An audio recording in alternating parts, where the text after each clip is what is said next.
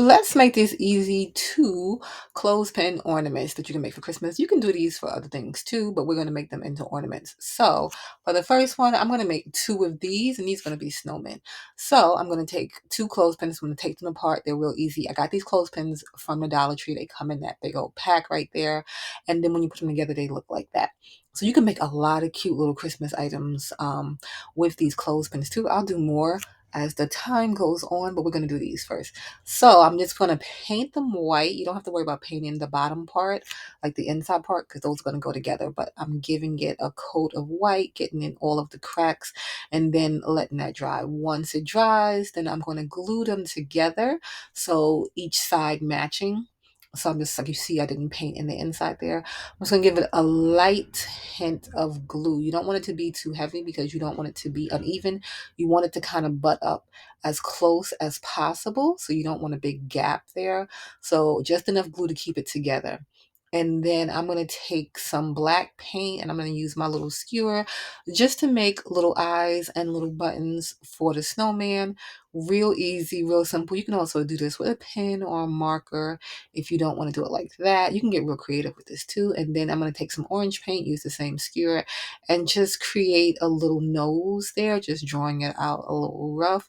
And that is it, like really for the body and the face. And then just give it a little scarf. I have this fabric from Dollar Tree, so I'm just going to take and cut it big enough to tie it. You can make it longer. You can use scraps that you might have around. You can use twine. You can use a bunch of different things. But I'm going to take this twine and I'm going to put it on the back so that we have something to hang it because it is a ornament.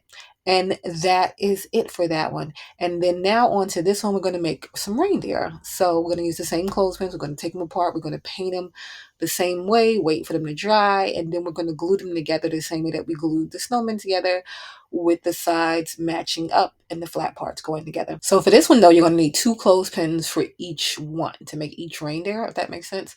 So then I'm going to glue those together at the bottom parts and they create like a little V. Got these pack of eyes. You can get these from Dollar Tree. So they come in different sizes. I'm going to use the smallest size. I was going to use the other size, but it kind of looks a little buggy. And then I'm going to use these beads. So I was debating on between that bead and then this bead. You can use a little pom-pom. You can use a bunch of different things. You can paint a little nose on it if you wanted to. But I went with like this square-like one.